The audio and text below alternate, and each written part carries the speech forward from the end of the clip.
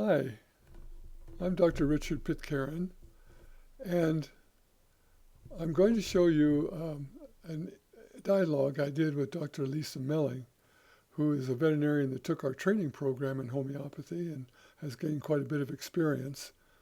And she's going to give us an introduction to what homeopathy is.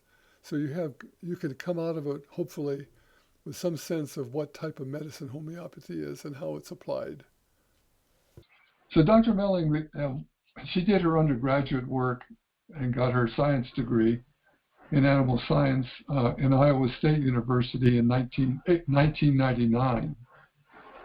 And she graduated from Tuskegee University Veterinary Medicine School in 2004 and had a special interest in animal behavior and emergency medicine. And this is an interest that has carried on ever since then. She worked part-time in emergency medicine and critical care since 2006 and is still doing that work because this really is something she loves to do. In 2007, Dr. Melling co-founded Best Friends Pet Wellness, which was a house call practice in Ann Arbor, Michigan. And she, as she worked, became somewhat frustrated or disappointed maybe at the limits she ran into with the medicine she'd been taught, which is what promoted her to look for some other things to do and brought her to the professional course for veterinarians in homeopathic medicine. And she took that course and finished that in 2010. So she's been doing this work for 10 years. She became certified as a veterinary homeopath by the Academy of Veterinary Homeopathy in 2011. She has presented quite a bit. She's been very active in presenting and promoting the work. And she's presented at quite a few meetings, the annual meeting that we do with our organization. Once a year, we have a conference, 5-day conference. And she's also presented at the Academy of Veterinary Homeopathy, American Holistic Veterinary Medical Association, published a number of articles in different journals. I won't go into all of them, even Dogs Naturally and Pet Wellness magazines. Been a guest lecturer at Michigan State University School of Veterinary Medicine and at their Integrated Medicine Club. And she's been aboard of the Academy of Veterinary Homeopathy since 2015, which is our professional organization that represents our work. She's done a number of webinars, so she has some experience in this. In 2015, she moved to Traverse City, if I'm pronouncing it right, in Michigan, and established Good Harbor Holistic Veterinary Care.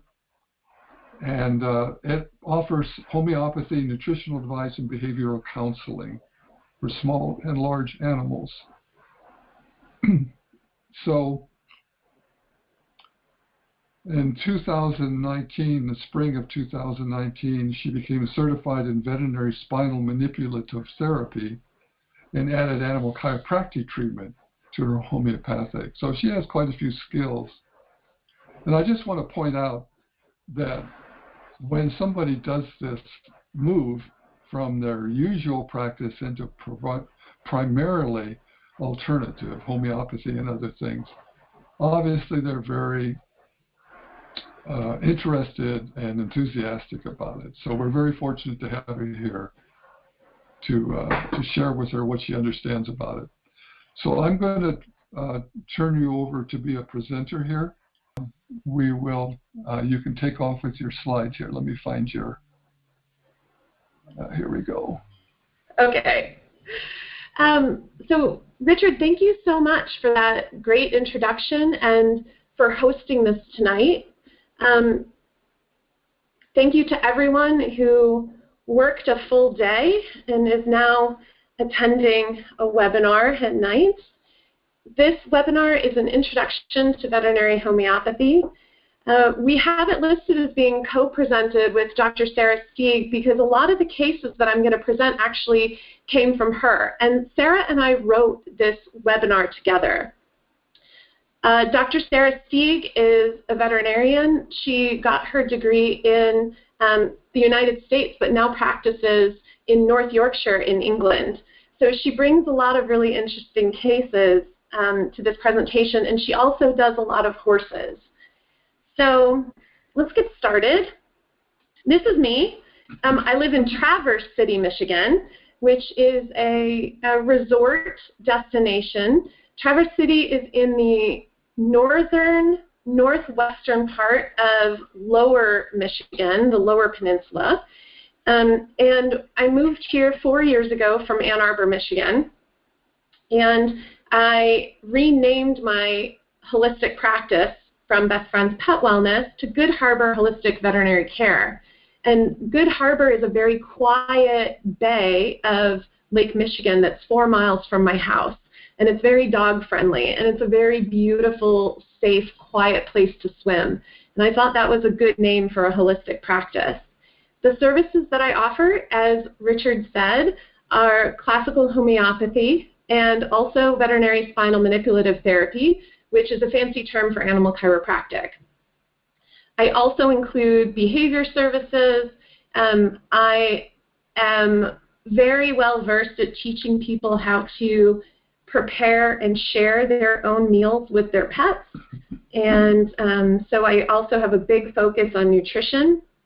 And I specialize in helping people feed the same thing to their pets that they eat themselves. So, for example, I'm plant-based, and so I feed a plant-based home-prepared diet to my animals, and I help tailor nutritional needs for pets as well. And I also work a couple of days a week at the local critical care facility called Bay Area Pet Hospital. So the goals of this presentation are to compare allopathic approaches to illness with the homeopathic approach. We're also going to discuss the importance of the vital force and something called the law of similars. We're going to talk a bit about the origins of homeopathy and how we prepare our remedies. And remedies is a term that we use interchangeably with homeopathic medicines. We're going to discuss how you can apply this in your veterinary practice. And then we'll also differentiate between the remedies that are used for acute versus chronic disease treatment. And then, of course, we're going to take all of this knowledge and show you how to work up these cases. We'll give you some case presentations that show acute and chronic prescribing and shows you not just how to address symptoms of illness, but to actually cure the disease that's causing the symptoms with your homeopathic medicines. We'll also tell you what your options are as a veterinarian or a healthcare provider for homeopathic training, certification, and continuing ed. And for those of you who want to start right now, I'll give you a recommended reading list and some resources. So I think we need to start out by defining the difference between allopathy and homeopathy, because I get this a lot where people confuse the HO terms. So they'll confuse holistic with homeopathy, and they'll use them interchangeably, but very few people talk about the definition of allopathy, which is interesting because that's how most of us were trained in veterinary school. So allopathy, or contraria contraris, is based on the law of opposites, and it's a method of treating disease by using agents that produce effects that are different from those of the disease treated. Well, what do we mean by this? Well, this is what we learned in vet school. The goal is to understand the pathophysiology of the illness so that we can name it. And then once we've named it, we've put it into a certain category that tends to have similar disease symptoms in each category. So for example, the most common things we see with renal disease are polyuria, polydipsia, vomiting, loss of appetite, Cushing's disease, PUPD, non-traumatic alopecia, elevated ALK phos. So we name these things, and then we put the disease in a category, and then we follow directions for suppressing the disease symptoms. So for example, every patient with Cushing's disease gets a certain form of medication to treat their condition. And these are usually the symptoms of the illness rather than treating the underlying cause of the condition. So We suppress the disease symptoms using drugs. We use antibiotics to suppress infection. We use anti-inflammatories to address swelling, and then antiemetics for vomiting. And then for those more severe, scary cases, we use immunosuppressants for autoimmune diseases. And as we all know, frequent repetition of the medicine is often needed. And if we discontinue the drug, the symptoms will often return. And then with every drug, there are side effects, which are considered the undesirable effects of the drug on the patient. And then we have to deal with those as well. In contrast, homeopathy is based on similia similibus curantur, which is the law of similars, which means that like cures like.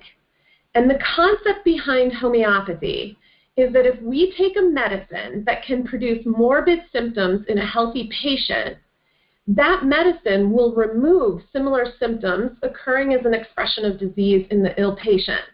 Now, let me break this down for you to make it a little bit easier to understand, because homeopathy is such a foreign concept to us.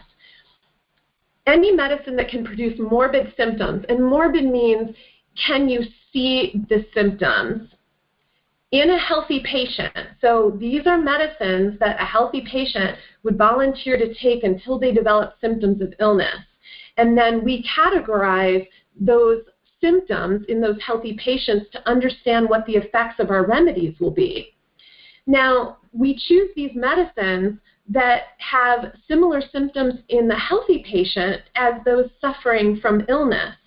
And when we give those in a homeopathically prepared form, we can remove the expression of disease in the ill patient without causing harmful side effects. Now, the other thing that I like so much about homeopathy is that the homeopathic remedies are individualized for each patient to match their own signs of illness. So, for example, you may have 3 patients that have what allopathic medicine would consider renal disease or hyperthyroidism or parvo or feline upper respiratory complex. And each of these patients may receive a different remedy even though they have the same named allopathic condition. And that's because homeopathy looks for the tiny little details that make one remedy stand out over another, so we can individualize the remedy, make it a perfect match to that patient's symptom picture, and remove the cause of illness. So to understand how this works, to go from an approach to medicine that suppresses the symptoms of disease to an approach to cure, which removes the underlying cause of the illness, we have to understand a concept called the vital force. And we don't really discuss this in allopathic medicine very much, but we hear about it in Chinese medicine. It's called qi. And in homeopathy, it's called the vital force. This is the energy that maintains the life in the individual. And I guess the closest thing that I can think of that we can equate to this in allopathic medicine would be the immune system. But it's not an exact match for what the vital force is. The vital force maintains balance and normal function in the body. And anytime we have symptoms in a patient, these symptoms are merely the vital force's response to imbalance, which we call disease, and the vital force's attempt to return the patient to normal functioning. So when we're working up a patient, we're looking at their totality of symptoms. We're not trying to categorize the disease. We're trying to find out all of the symptoms that the patient is suffering from so that we can identify one remedy that catalyzes a vital force to begin healing in the patient. The other thing that I really like about homeopathy is that we're recognizing that most of the time, with a little bit of help, patients can heal themselves. And sometimes when we see these symptoms, it's because the vital force is stuck. It needs just a little nudge from homeopathic treatment to begin moving in the right direction of cure. But homeopathy really respects the vital force's ability to heal itself. And in the homeopathy course, I noticed there's a couple of you who are logged on who are graduates of the homeopathy course, and I'm so glad you're joining us tonight. We would do this chant when Dr. Stieg and I would lecture. We would say, who's doing the work? The vital force! And so it's not homeopathy that's doing the work. The remedy stimulates a healing response, and then the patient is the one that does the healing. So there are a couple of examples that maybe you've already thought of as you're listening to me talk about homeopathy in modern medicine, where we use a similar approach, where we use small doses of a similar substance to stimulate a healing reaction in the body. So for example, high doses of radiation will cause cancer, but small doses of radiation are used to treat cancer. Large doses of digitalis will cause heart arrhythmias, while small doses of digitalis are used to treat them. And then another example that many of us are familiar with is the use of Ritalin for hyperactive children. If you give this drug to someone who doesn't have a hyperactivity disorder, you will actually cause hyperactivity as a side effect in that patient. But if you give Ritalin to a hyperactive child, the similar substance effect of that medicine will treat the hyperactivity in the child.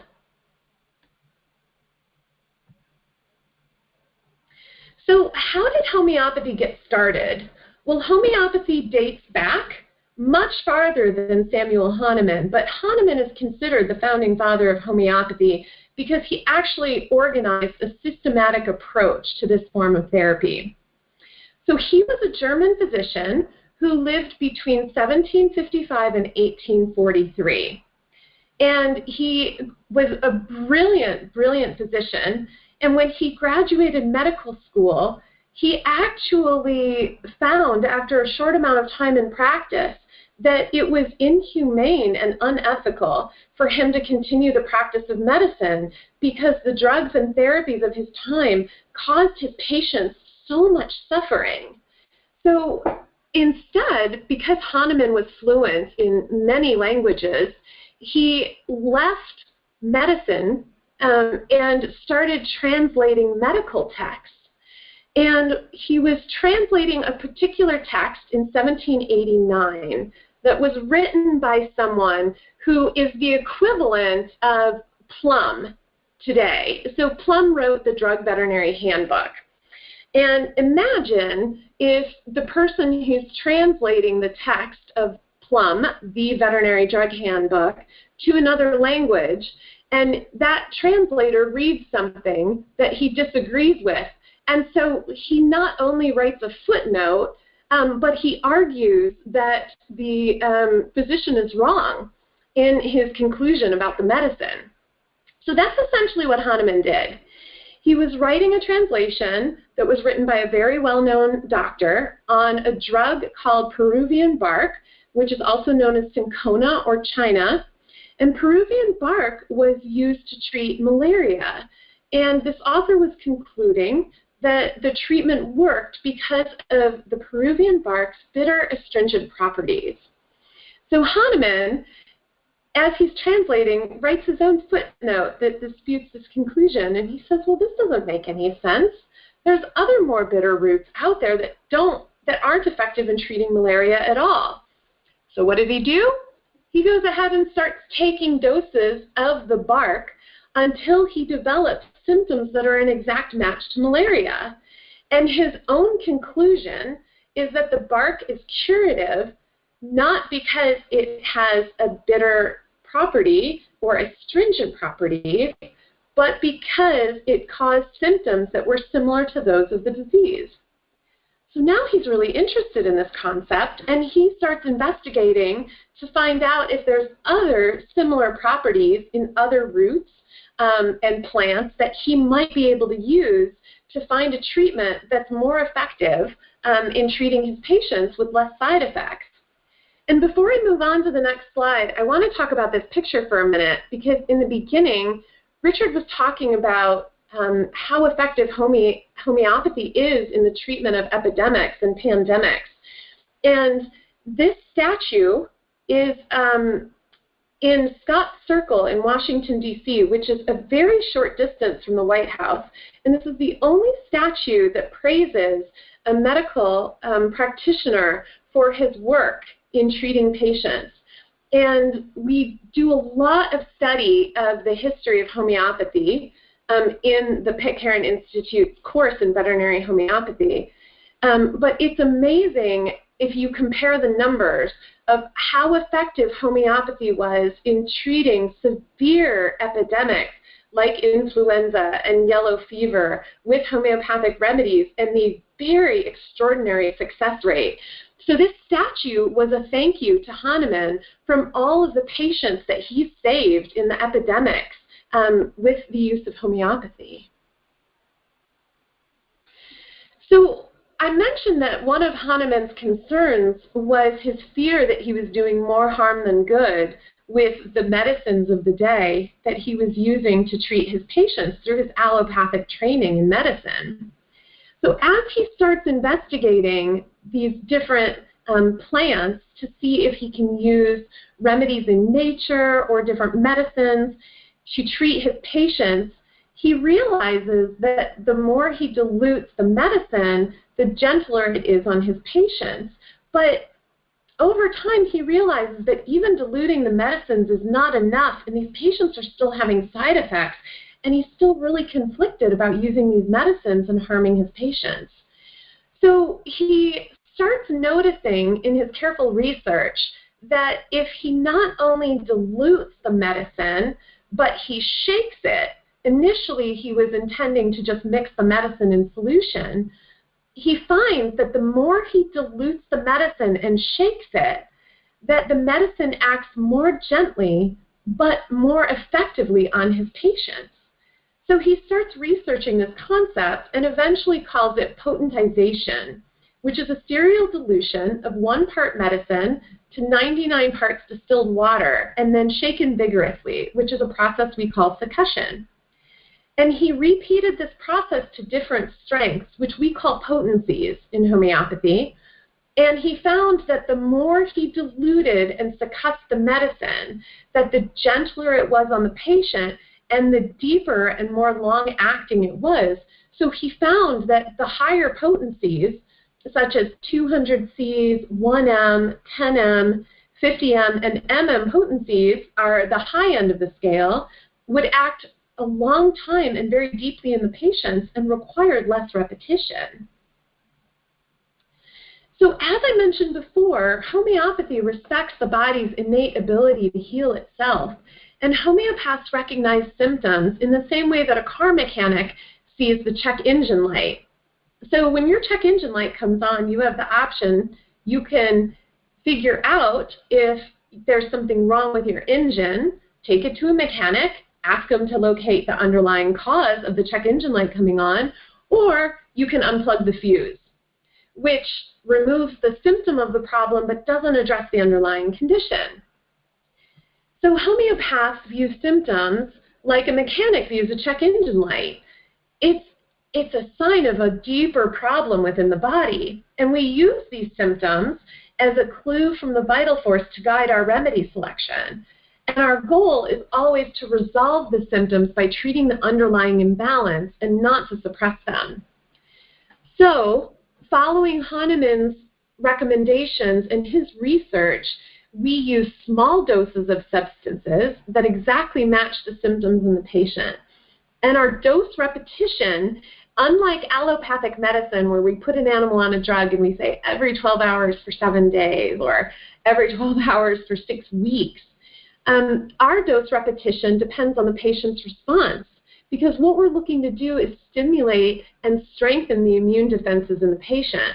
And the overall result is an improvement in their general health, because when we address the underlying cause of the illness and we resolve the symptoms that way, the patient's vital force gets stronger, because we're teaching it to heal itself rather than suppressing the symptoms or the signs that it's giving to tell us something's wrong. So now I bet you're all excited, and you're wondering what the applications are in veterinary homeopathy. Well, we have multiple different approaches to illness with homeopathy, and we have different remedies for acute illness and infectious disease and injuries and trauma compared to chronic disease.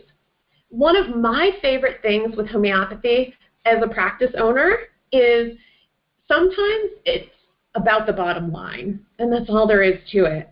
And one of the things I found so frustrating in the first few years I owned my own practice when I didn't offer homeopathy is I had to stock different size milligram tablets of different kinds of antibiotics depending on the patient that I was treating. Some antibiotics were better for cats. Some antibiotics were better for dogs. And then there's your pocket pets. What medicines can you use for pocket pets that are safe to use, or wildlife, or horses? And so for those of us who treat multiple species, one of the challenges in stocking your pharmacy is that you've got to have so many different drugs and dosages for your patients. With homeopathy, you can have one homeopathic remedy that can treat multiple species, going all the way from this cute little possum up to a herd of cattle, wildlife, horses, exotics, and small animals that you see in your clinic every day. Richard, can you go through and remute everybody? I'm getting a little bit of feedback. Yeah, I think people are muted, but let me check here. Or be careful not to mute me. But I think some people are logging on. My only choice is to mute everybody, and you'd have to unmute. Okay, I'm ready to do that. Let me go here, and I'll check while you're talking and see if I can see somebody's unmuted. Okay. So, continuing on, sorry about that interruption, you guys. I'm sure you're all hearing the feedback, too. Okay, so the homeopathic goal is to find the remedy which produces the same symptoms in a healthy patient as the symptoms that are seen in their sick patient. So in our case evaluation, when we're working up a case, our goal is to identify the symptoms as acute or chronic disease, which will then determine which remedy we select and the frequency of dosing. So when we're prescribing on acute illness, we're going to use a simple case analysis of the patient's current symptoms that they're showing. And when we use a homeopathic remedy, we're going to see rapid improvement of all of our symptoms, oftentimes within 5 to 10 minutes of giving the remedy. In contrast, when we're prescribing on chronic disease, our case analysis is based on the totality of the patient's symptoms, both historical and current. And so what we're looking at is we see with chronic disease that every symptom a patient has ever had in their entire life is a response of the vital force to correct an underlying imbalance. And so every single one of those symptoms is important. So for example, an ear infection that a dog had 5 years ago is really important to a homeopath. Episodes of vomiting or recurrent diarrhea or bladder infections and how those were treated is really important when we're taking a chronic disease case.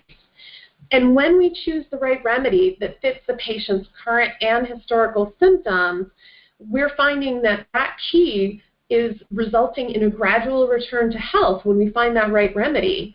So we'll see a rapid return of general well-being. So for example, a patient that's suffering from chronic vomiting and diarrhea, immediately with a homeopathic remedy within the first couple of days, will start to have a return of appetite. And if they were lethargic or quiet, we start to see a return of their vitality and their energy level. And then gradually, with the homeopathic cure that our remedies bring, those patients' symptoms slowly resolve and then don't reoccur again. So let me give you some examples of things that homeopathy can treat. We've got trauma, shock, and wounds, corneal injuries, very successful, post-operative analgesia. I worked in a homeopathic practice for a year in northern Indiana, and we used nothing but homeopathic remedies after our surgeries to recover our patients. I did some studies on objective analyses of the patient's heart rates and respiratory rates and calculated their pain responses to treatment, and overwhelmingly saw excellent pain control with our homeopathic remedies after surgery. Other things that we can treat, gastroenteritis, which can be chronic, but a lot of times we see it flare up as acute illness. And then a lot of things that we see every day, upper respiratory illnesses in dogs and cats.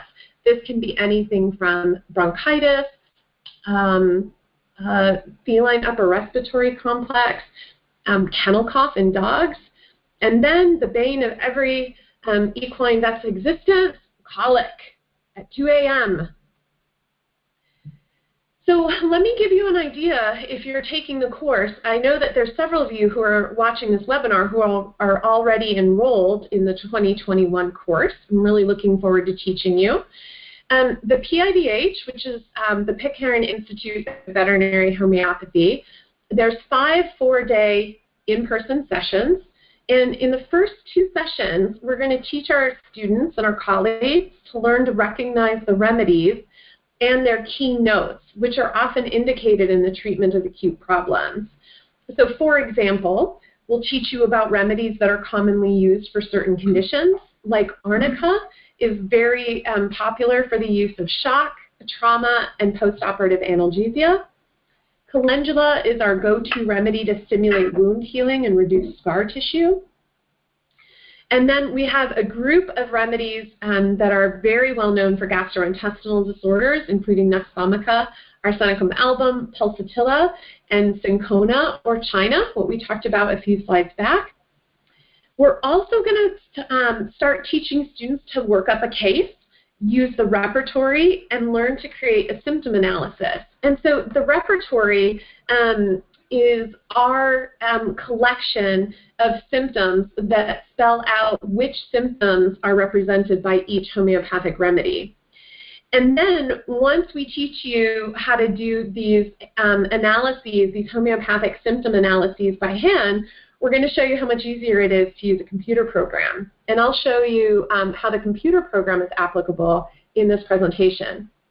We'll also teach you how to select potency, which is the strength of your remedy, and how to decide your treatment schedules. And then there's the bread and butter of what most of us treat in veterinary medicine, which is chronic disease. And some examples of chronic disease that respond really well to homeopathic treatment are allergies and ear infections, feline lower urinary tract disease, and cystitis. All of our abbreviations for arthritic changes and developmental changes in the joints, intervertebral disc disease, degenerative joint disease, and arthritis. And then all of the immune-mediated conditions, such as immune-mediated fever, masticatory myositis. I'll also throw in a couple of other things I've treated with homeopathy, IMHA and IMT, inflammatory bowel disease, malabsorption disorders, and the big C, cancer. And then, once we start our introduction into chronic disease, sessions 2 through 5 are going to focus mostly on chronic illness. We will teach you to recognize all the symptoms in a patient as an expression of chronic illness. We'll teach you how to choose your remedies based on the symptoms throughout the patient's timeline. So as I talked about before, a patient who has a history of ear discharges, cystitis, vomiting, and a ruptured CCL will only have one homeopathic remedy because there is a remedy out there that matches all of these symptoms. Even though it's hard to see that they're related, we absolutely see them as related because they're occurring in the same patient. And then to make your life easier, we're going to teach you to use computer software programs and reference material to make this process fast and to guide your prescription selection. So when we're learning remedies for chronic disease, we'll teach you which remedies are most indicated because there's definitely some groups that fit better into the acute treatment versus the chronic treatment. And then we'll help you through a problem-based learning strategy to develop an approach to your cases and decide on your follow-up prescriptions. Each course, each session will have an advanced study of case analysis. We'll present cases really in-depth. They will come from the faculty instructor's own practices. We'll show you how to identify which symptoms are most pertinent in the case, how to choose your prescription, and evaluate your patient's response to treatment. And then all of this is based on understanding how homeopathy uses all of the symptoms in the patient to identify and treat the imbalance in the vital force to restore health. Because as we say in the course, who's doing the work? The vital force. We're teaching the body to heal itself. So in summary, effective homeopathic prescribing successfully restores health using a single remedy to treat multiple symptoms in the patient. And the result is that we improve our patients' well-being and general health while also decreasing their susceptibility to future illness. This sounds great, right? So why should you add homeopathy to your practice? Well, it allows you to practice using one medicine per patient at a time. So instead of sending home multiple prescriptions and wondering which one's having an effect, and if you're seeing side effects, which one's having those side effects, we get to use one medicine per patient at a time. And for those of you who are treating animals that are difficult to medicate, such as wildlife, cats, horses, you're oftentimes not repeating your remedy very frequently. In many cases, one remedy dose can have a curative effect. And in chronic disease, instead of giving a medicine every 12 hours, we'll have a dose create lasting responses for sometimes weeks to months. And the idea behind all of this is we're stimulating a healing response instead of suppressing symptoms of illness. And one of my favorite benefits to homeopathy is we're not doing harm to our patients when we're using this form of medicine. If you're using your remedies correctly, there are no undesirable drug side effects. We will see a rapid return of our patients' well-being. Those that were lethargic or anorectic become energetic again and start eating. And for all of us business owners, this is very inexpensive to stock and prescribe because the same remedy can be used across species. So now let's get down to the fun part. Now that you understand the basics, let me show you how this is used in a homeopathic practice. So for the purpose of this presentation, each case example is going to briefly demonstrate how we go through the symptoms and select the most important symptoms for our remedy analysis. I'll show you how we work up a case, and in each of these cases, I'm going to show you how to do this with computer software. We'll show you how we chose the prescription and what the keynotes were that made us choose that remedy. And then we'll guide you through our dosage selection, which is how frequently we repeat the remedy, and the potency, which is how strong the remedy is. And remember that as we ascend, as we go up in potency, so 6C, 30C, 200C, 1M, those remedies have been further diluted and succussed. So even though there's smaller traces of the medicine left behind, this process makes them stronger in their effectiveness of treatment and gentler on the patient. And then we'll also discuss how we selected our follow-up plan for the patients. So this is a case from my own practice. This is when I was practicing in Ann Arbor. Riley is, at the time, almost 6-year-old spayed female golden retriever. And she was my last house call appointment of the day. She lived close by. Her owners lived close by me. And I had it in my head that this 6 o'clock appointment was going to be simple because I was just stopping by to check on how she was healing. She had a TPLO performed to treat a ruptured left cranial cruciate ligament. And I was under the impression that I was going to her house to remove her sutures. So as I'm there and I'm doing a gait analysis and evaluating her lameness, and I'm getting ready to remove her sutures, the owner says, "Oh, hey, Doc, by the way, do you have time to treat her for some vomiting that started about 30 minutes after dinner?" And I said, "Oh, 30 minutes after dinner, like tonight?" And he said, "Oh, no, this started yesterday at dinner." So, of course, This is just how our days always end up, right? Not ever what we think the appointment's going to be. So now I start asking Jo, Riley's owner, tell me about her symptoms. And I want to know all the details. I want to know what her vomit looks like. I want to know whether or not this is vomit versus regurgitation. I want to know if she's eating. Is she still drinking?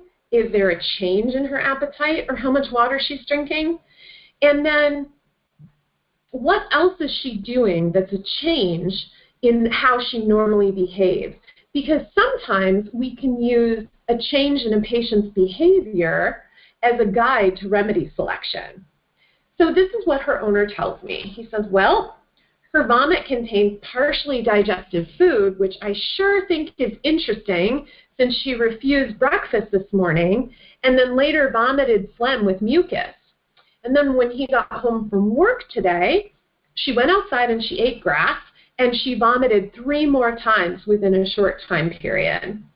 Normally, she drinks a lot of water, and today she's not drinking any water at all since she started vomiting last night.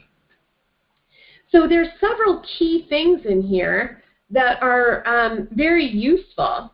And then I asked Jo, is there any possibility you know what caused this? Did she get into the trash? Did she eat something she can't digest? And Jo says, oh no, we keep a really close eye on these dogs because they can get into trouble. There's absolutely nothing that she's gotten into. So I decide that I have enough symptoms to choose a homeopathic remedy. And I do an analysis in my computer program just to make sure that I'm accurate in my memory of these remedies. And so this is what the computer program looks like when you do an analysis. I have a computer software program called Radar Opus. And what we do is we type in the patient's symptoms, and then the program translates them into something called rubrics, which is the characteristic symptoms that the patient is displaying that will help guide us to the fitting remedy. So this list here is the list of symptoms, and I was trying to make it as clear as possible and as detailed as possible, because you can see here that when I use vomiting in general, this number in parentheses is 97, and so that means that there's 97 remedies that fit vomiting. And here, a patient who is thirstless, there's 84 remedies that fit that symptom. So gosh, I'd really like to narrow it down, and this dog is doing something that's pretty interesting. She's vomiting her food after she eats it. Well, that narrows it down. That narrows it down to only 10 remedies. And then the owner told me that another thing that she's vomiting is mucus, which has 59 remedies. So here is my list of remedies that most closely fit all of the symptoms in the patient. And then the program allows you to use color gradation based on intensity of how well this remedy matches the patient's symptoms, or you can use a number scoring system, which Dr. Stieg uses in her cases, and I'll show you that in a couple of slides. So up here, these are abbreviations for the remedies that most closely fit the patient's symptoms.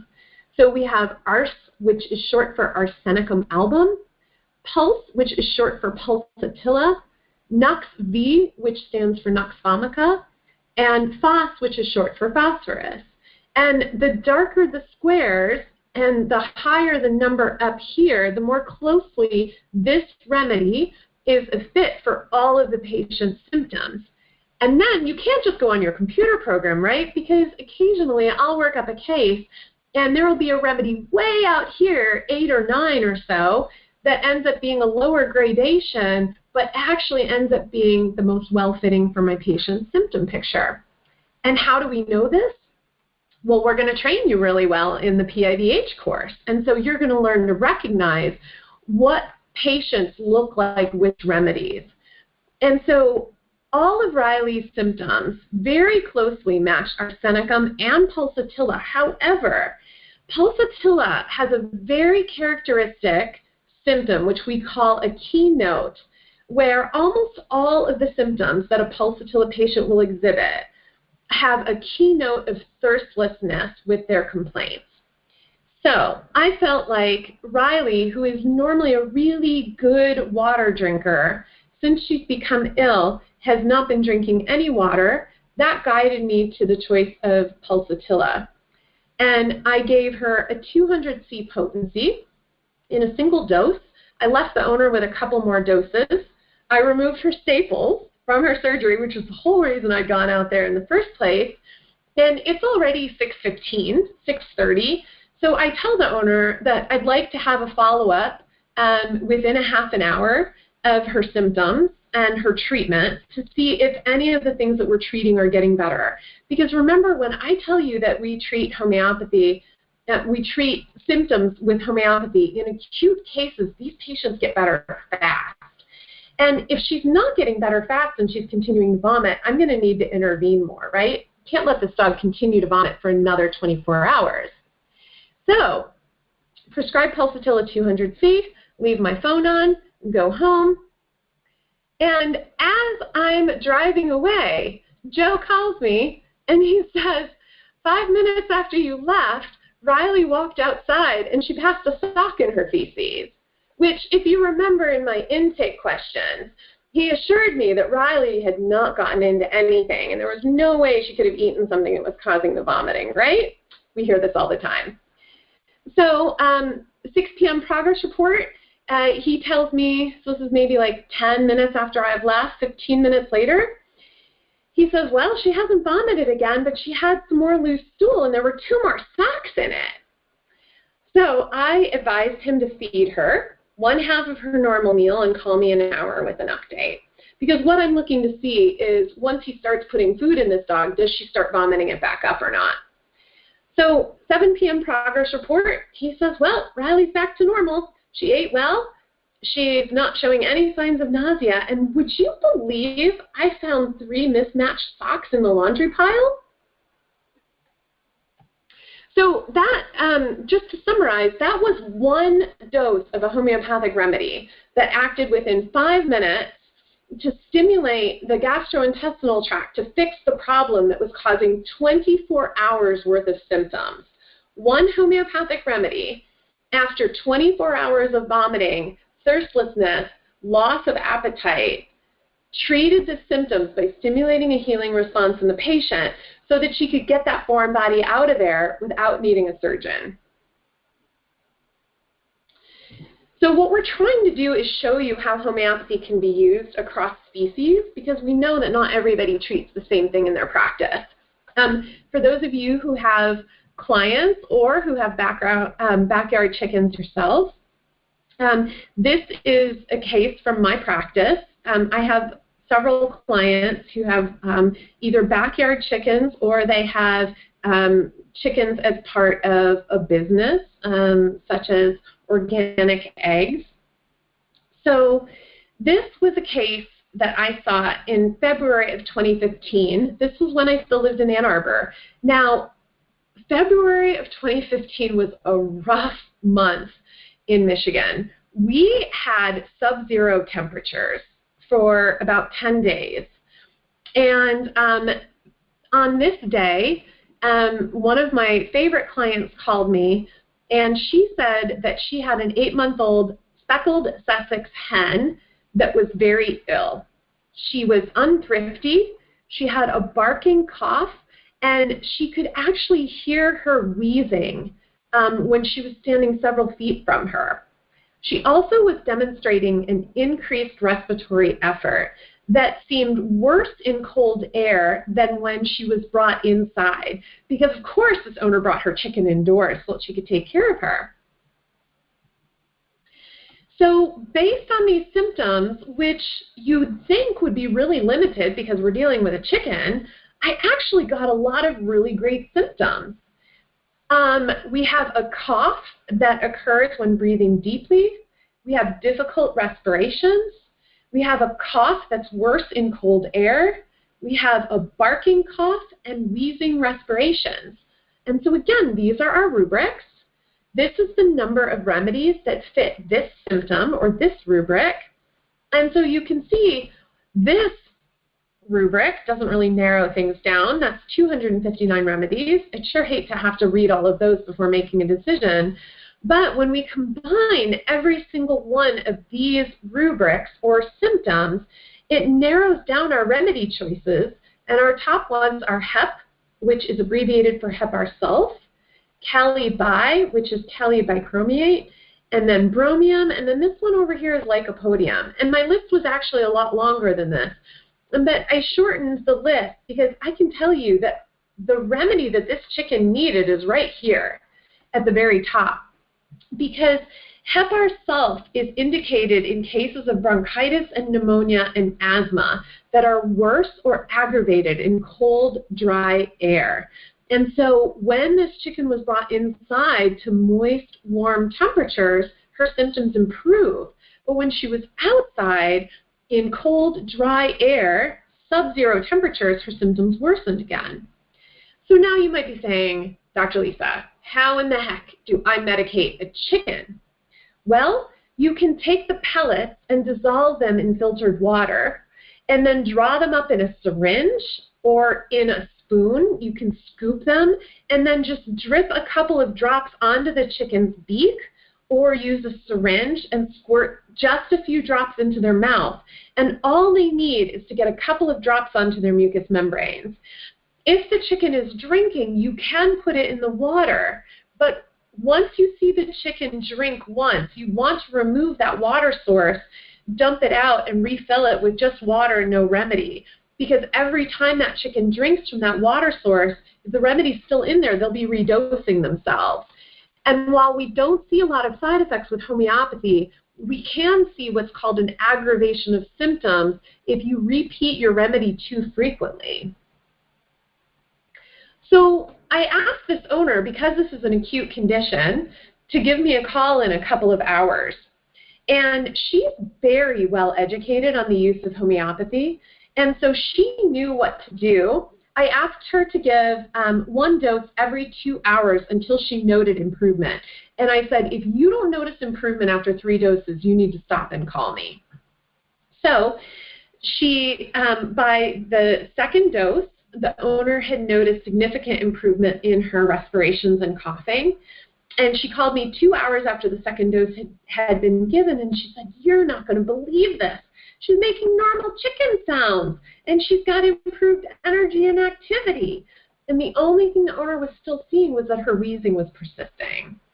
And so I advised her that this is a normal curative response. We can't just make all the symptoms disappear when there's inflammation in the lungs, so it makes sense that the breathing and the coughing would improve, but you wouldn't see all of the pulmonary changes and the inflammation just magically disappear. We need to give the body time to heal that. So I said to the owner, this is a curative response. I want you to hold off on dosing and only repeat it if her improvement stalls or her symptoms worsen. And I promise you that 2 days after this remedy, in February, we didn't have green grass. And so I need you to know that this picture was taken in June of that year. But 2 days after treatment, the owner called to tell me that her hen is doing great. She never needed to give more than the 2 doses that she gave, and all of her symptoms have resolved.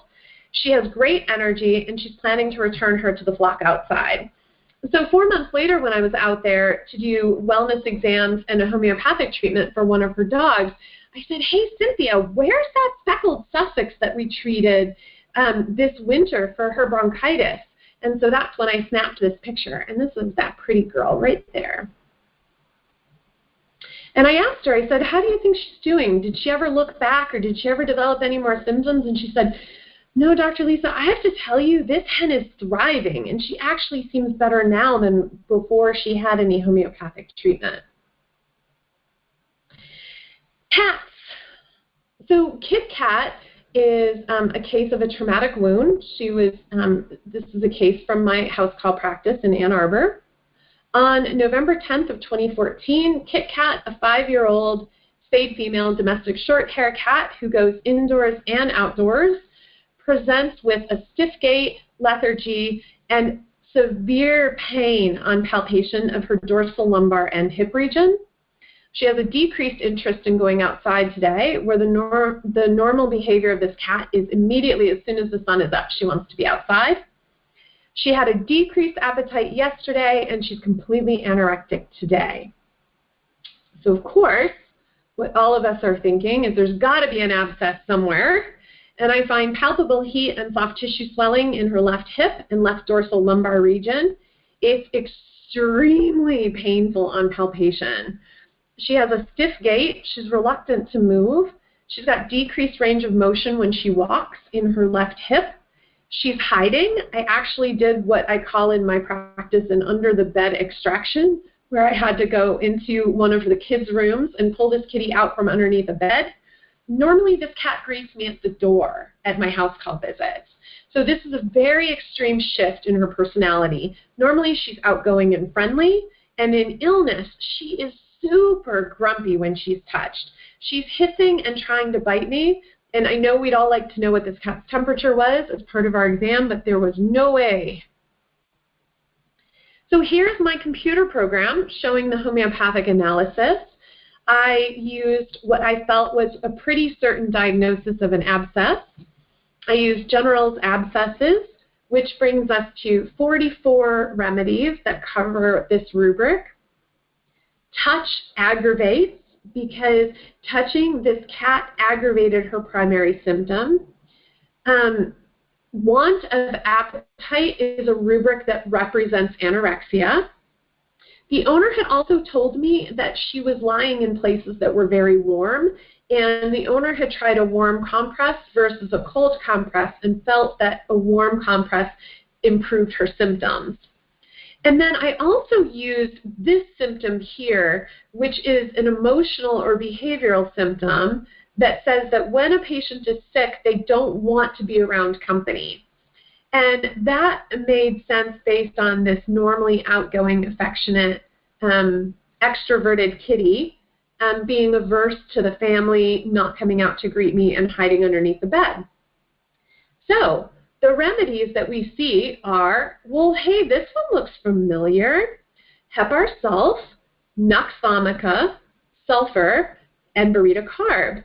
And so what I'm looking for here is, I know that this is an acute injury. And we will train you that there are certain remedies that are indicated, especially indicated for abscesses. And those two remedies are Hepar sulf calcarea and silica. And the way we differentiate these remedies when we're teaching our colleagues is the silica patient has an abscess and doesn't care if you touch it. And the Hepar sulf patient has an abscess and will try to murder you for coming close to it. And so this was very fitting for Kit Kat's symptom picture, because it addressed not only the abscess, but the aggravation from touch and these behavioral changes, the symptom of warm applications improving her symptoms, and her loss of appetite. And so you might be saying, I'm confused because I thought Hepar sulf was indicated for cases of bronchitis, not abscesses. Well, remember that these remedies, they have lots of indications, and the goal is not to treat the condition. Our goal with homeopathy is to treat the patient. So we can use the same remedy to treat an abscess wound in a cat that we can use for bronchitis in a chicken, as long as the entire symptom picture of the patient is represented by the remedy that we choose. So Kit Kat that day, I narrowly avoided being bitten and slashed to pieces. I gave her a single dose of Hepar sulf calcarea, 200 C. I gave this to her dry by mouth. I dropped the pellets in as she hissed at me. I told the owner, I'm leaving you with a couple of extra doses. I put them in a syringe dissolved in water because I did not think the owner would be able to give dry dosing. I said, why don't you give her a couple hours and then offer her food tonight and see if she eats. And if she's feeling better, the return of her appetite and increased energy will be her first signs of improvement. And remember, we're trying to stimulate a healing response in the body. So we don't want to keep redosing if the patient is improving. All we're going to do is give the remedy that matches the symptoms of the patient to stimulate a healing response, and then let the body, the vital force, do the rest of the healing.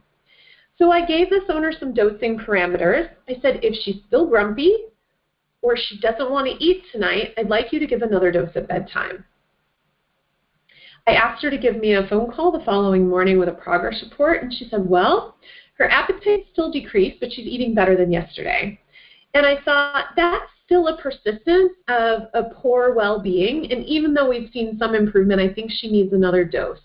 So I had the owner give her a dose that morning and then repeat it midday and phone me the next day with a progress report. So 36 hours after her visit, the owner phoned and she said, well, she is so much better today. She's back to eating well. She's letting us touch her. She's socializing well with the other family members. And the abscess reabsorbed. The soft tissue swelling disappeared. It did not rupture out. So I told the owner to discontinue treatment and to call me if there was a return of symptoms.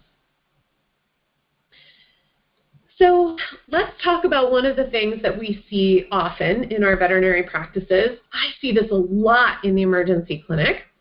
And even though it is an allopathic emergency clinic, I still can work my homeopathy magic in several ways. One of them is for wildlife, because we don't have any drugs that are suitable for wildlife. And I also, when I get a holistically minded owner who's concerned about the side effects of medications, I send them to the co-op with a list of remedies and treatment options. So in this case, I always keep a remedy kit with me at the emergency clinic. And February 17th at the ER, we had some Good Samaritans bring in a possum in a live trap that they suspected had been hit by a car. She had blood coming from her nose, she had wounds on her face, and she was reluctant to move. And I did some initial diagnostics, mostly based on a visual exam, pupillary light reflexes, the possum's behavior in general, and I concluded that he was shocky and the symptoms were indeed most likely consistent with being hit by a car. So arnica tends to be our go-to homeopathic remedy for most kinds of trauma in the initial stages. And so I gave this possum a dose of arnica. I put 5 pellets in water and dissolved them and drew them up in a 3 cc syringe. And through the cage bars, I squirted a little bit of this water into its mouth, about 1/4 ml. And then I kept it in the treatment area and monitored its behavior, its PLRs, its response to noise. What I'm trying to see is if it's going to start coming around and acting more normal. And it's hard to tell, right, because of that characteristic phrase about a possum playing possum, is sometimes when they're in situations that are scary, they will withdraw and act really quiet and play dead. But let me show you what happened 5 minutes after the first dose that I gave this possum. All of a sudden, this possum is a new soul and went from hiding and burying its head in this bloody towel to trying to crawl up to the top of the cage to greet me. This is a little video that I took of it. And you can see how bright and inquisitive and alert and responsive this possum looks, only 5 minutes after the initial dose of arnica. So you might be wondering, well, Dr. Lisa, why after everything you've taught us, if this possum is showing such improvement, why would you give a second dose? Let me tell you, I was not admitting this possum to the hospital. I was sending it back home with these Good Samaritans so that they could release it where they found it, preferably along the side of the road or away from the road so that it wouldn't get hit again. And so I gave a second dose because I knew that I wasn't going to put these Good Samaritans in a position where I was asking them to medicate wildlife. There was no indication that this possum needed a second dose. I just wanted to feel like I'd done something before I sent it out the door, hopefully ensuring a long-lasting response. But I'll tell you, from my experience, that second dose was probably unnecessary. The Good Samaritans called after they got back to their home, and they released the possum into the woods, and they said that it walked normally and acted like no trauma had ever occurred. So this is a very typical rewarding case that I see a lot in the use of arnica for traumatic injuries. So let's talk about horses. This case is a case of colic, one of the most common things we see when we're treating horses in our practice. And this is a case that comes to us courtesy of Dr. Stieg. She's the director of the Pitcairn Institute of Veterinary Homeopathy, and she practices in rural England in North Yorkshire. Penny, on May 27, 2014, she was a 25-year-old Shetland mare. Her presenting complaint was she'd been turned out on a new grass field today, and when she was brought in that evening, she was showing signs of colic. The owner described a bloated caudal abdomen, that she'd not passed any manure, and she was refusing to eat. And when the owner went to touch her belly, she acted extremely painful. This horse had no prior history of colic. In her panic, the owner called out the closest emergency practice, which was an allopathic vet. It came out and examined Penny, diagnosed gas colic, and administered a single IV injection of Banamine at 7:45 p.m. At 9 p.m., the owner contacted her primary homeopathic vet, enter Dr. Stieg, and said, well, I had the allopathic vet out, and she treated Penny, but we're not seeing any signs of improvement. Nothing's changed. She's not past manure. She's still painful. She won't eat. And so Dr. Stieg's instructions were, let's wait a little bit longer to give the Banamine the full time to have its effect. And I want you to wait until 2 hours after the Banamine. And if she is still showing symptoms, call me. And if she shows any signs of getting worse before that 9:45 time period, I want you to call me back. So following those instructions, the owner called at 9:45 p.m. and concluded that the Banamine had no effect on Penny's symptoms. So now we're going to work up her case, and we're going to go through her current symptom list. We have distension of her caudal abdomen, the abdomen being painful upon touch. Penny is normally a really sweet girl, and the pain was so severe that if the owner went near her caudal abdomen, she would try to bite her. She'd also noticed that she was burping. She'd done this 3 times in the last 2.5 hours, and she still had not passed any manure. So Dr. Stieg does a homeopathic analysis, and this is where she set up her computer program. This is still Radar Opus, but hers is set up a little bit differently than mine. Mine has colors. So here on my computer program, this would have been a dark blue because a 4 is a very high grade. A 3 would have been a slightly lighter blue, and a 1 would have been a very pale blue. So again, these are the symptoms that she thought were useful. We've got colic, eructations, distensive pain in the abdomen, and symptoms being aggravated by touch. And remember, in here, this is the list of remedies that fit this symptom. And then this is our list of remedies that match this patient's totality of illness. So number 1, we have Bell, which is short for belladonna. We have CHIN, which is short for China or cinchona. Cali-C is calicarb, and Acon is aconite, arsenicum, and ipecac. And so of this list, Dr. Stieg immediately narrows it down to belladonna because belladonna has intense symptoms, and it is very well indicated for patients that are aggravated from touch. And the most characteristic change in Penny's symptoms is that when her belly was touched, she was trying to bite, and this was an extreme change from her normal sweet disposition. It's important to note that in homeopathy, if Penny was always an aggressive horse and she was still aggressive with her colic, we would not have used this as a symptom of illness. We're only using it in this case because it's a departure from how she is when she's well. So Dr. Stieg tells her homeopathic client, who is well stocked in homeopathic remedies, to give a single dose of belladonna 1M. This is given at 10 o'clock. And the owner reports that in the first 5 minutes, Penny showed signs of beginning to relax. And within 15 minutes, she passed a pile of manure and started eating. And over the next 2 hours, her abdomen gradually looked less bloated. She was monitored throughout the night, but she returned to normal and no further treatment was needed. This is amazing, right? 1 dose of a homeopathic remedy, and we can stimulate a healing response, so the vital force does the fixing. The remedy is given, it stimulates the healing response, We see some normal gastric peristalsis. Patient passes a pile of manure, starts eating, the abdominal bloating is relieved, and the pain resolves. Now, some of you are asking, well, this is great for a bunch of acute cases, but I have a bunch of chronic, super challenging cases in my practice. And you might be looking to see, can homeopathy help? Absolutely. Ringo is a case from my practice. He was diagnosed with masticatory myositis in June of 2011. He was a 2-year-old neutered male golden doodle. His presenting complaints were that he had decreased range of motion in his masticatory muscles. He had severe atrophy of his masticatory muscles.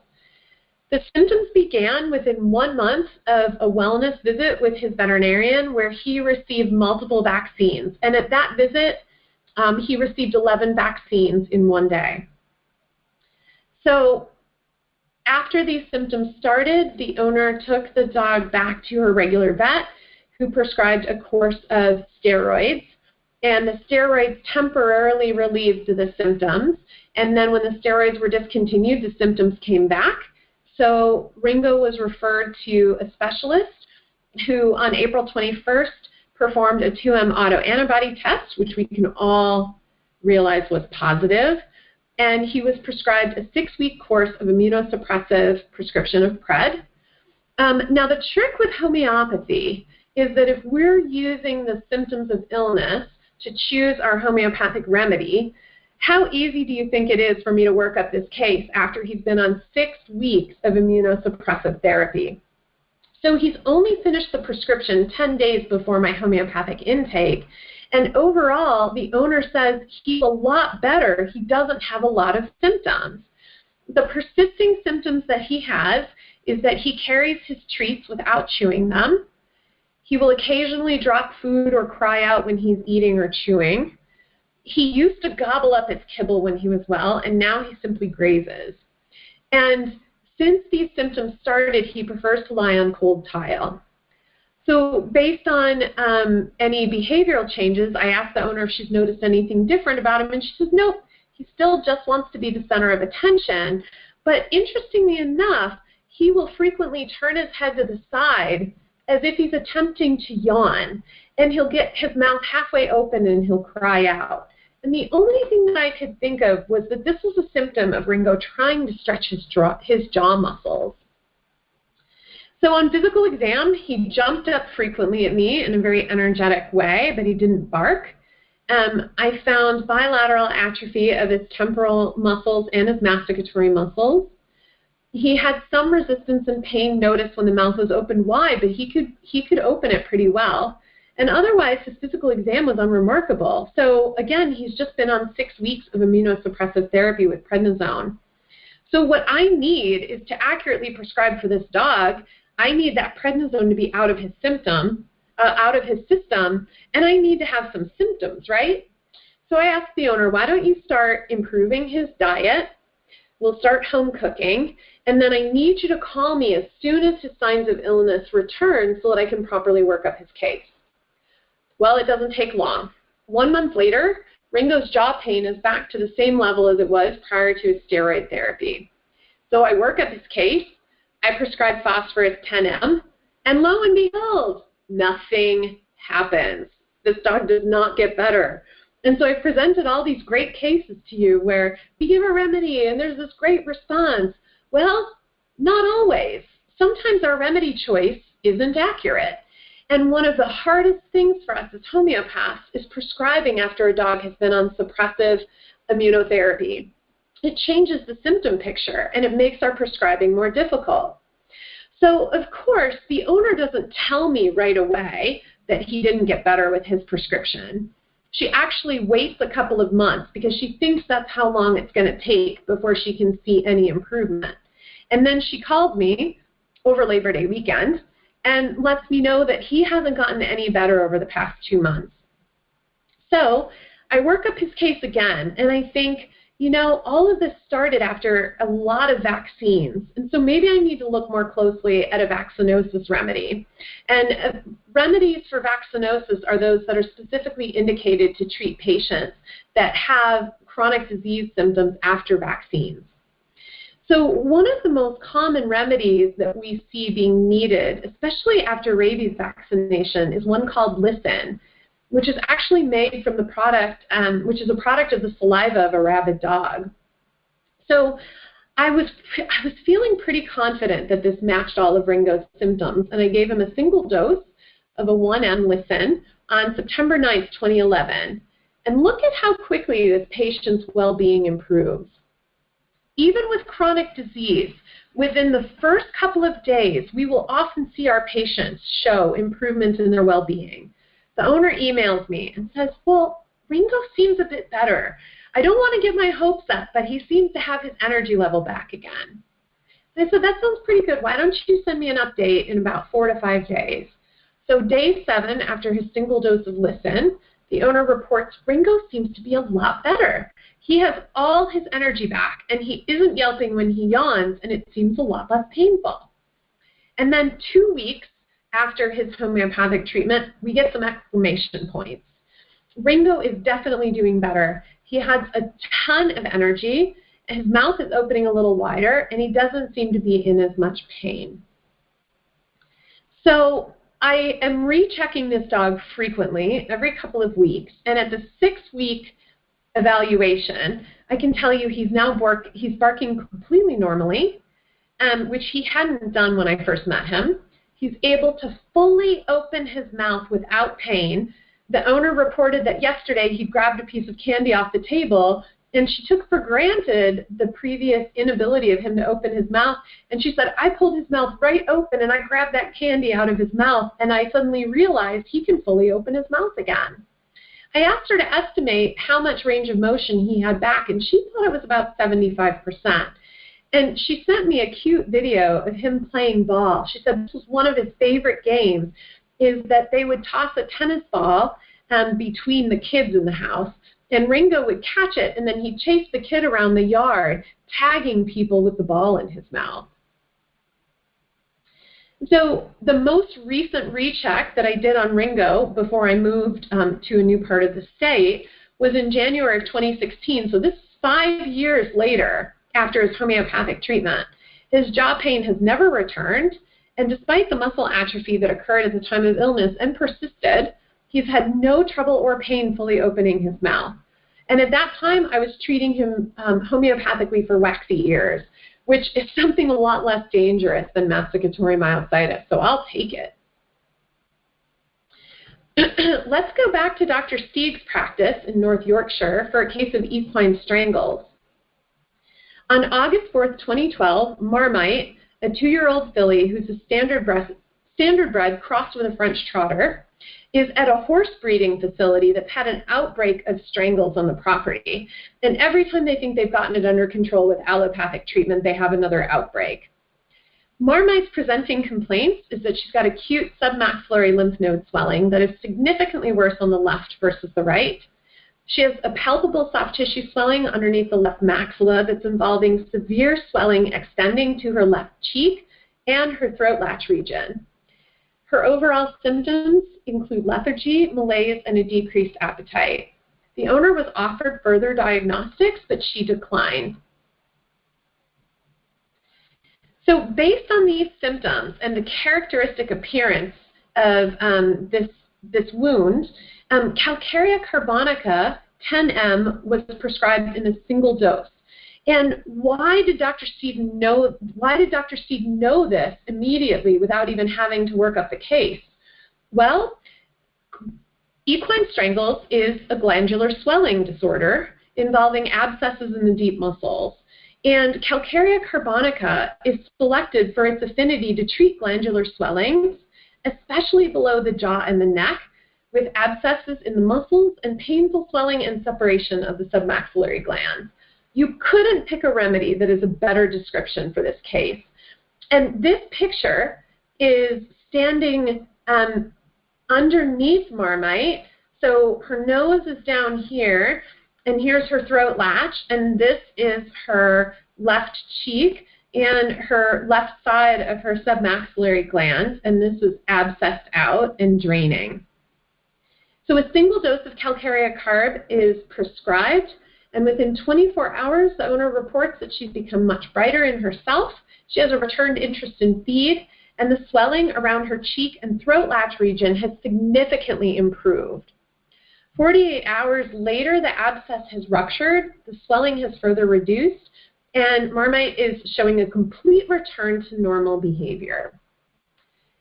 And her healing response continued following that one dose.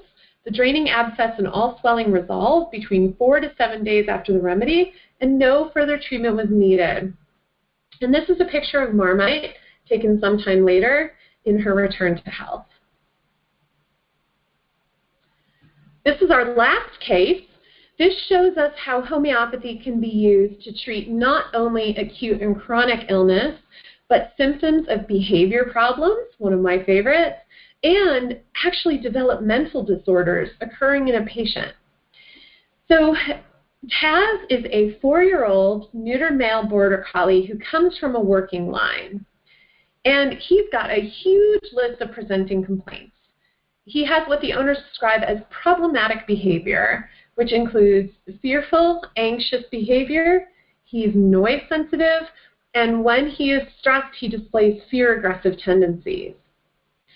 On physical exam, he also has a developmental condition resulting in an overbite, which was classified as a Class 2 malocclusion, mandibular disc occlusion, resulting in a significant overbite, giving him a shark-like appearance to his mouth. His mandible was displaced caudally by more than 2 centimeters. A more accurate measurement was a little bit difficult because this dog looks like he wants to bite you in this picture, doesn't he? Looks very fearful. And so the owners reported that 100% of the time his tongue is protruding to various degrees because of his disc occlusion.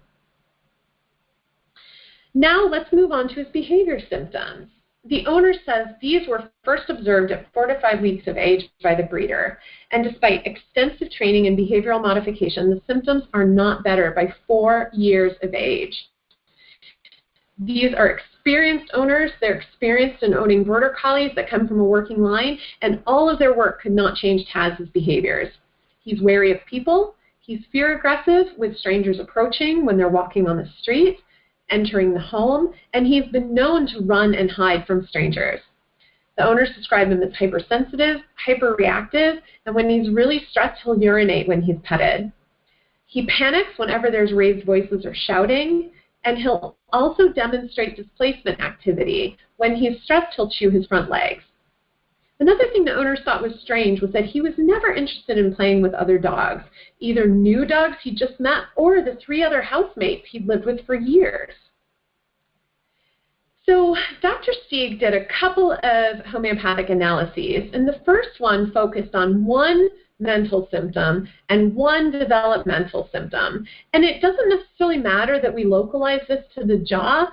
The disc occlusion in and of itself is represented by a rubric called dwarfishness, which represents developmental and growth disorders in the patient. And then this mental symptom of fearsome, anxiety, dread, frightened easily has 117 remedies that are represented in this rubric. And so here our top remedy choices are burrito carb, calcarea, phosphorus, sulfur, natmir, and so on. And then down here we have another analysis that includes a dwarfishness rubric. Now this is from another repertory, so you'll notice that some of these rubrics are a little bit different. This rubric has 13 remedies for dwarfishness, and this one has 19, so some of this can vary depending on the repertory that you use. And then she played around with different mental symptoms to try to describe Taz's behavior. And interestingly enough, we see some overlap of remedies. We are seeing sulfur again, we're seeing burrito carb come up, calcarea. So the fact that she's doing 2 separate analyses and seeing some repetition of remedies will help her narrow down her choices. So based on her knowledge of remedies and her case analysis, she selects a single dose of burrito carb in a 1M potency.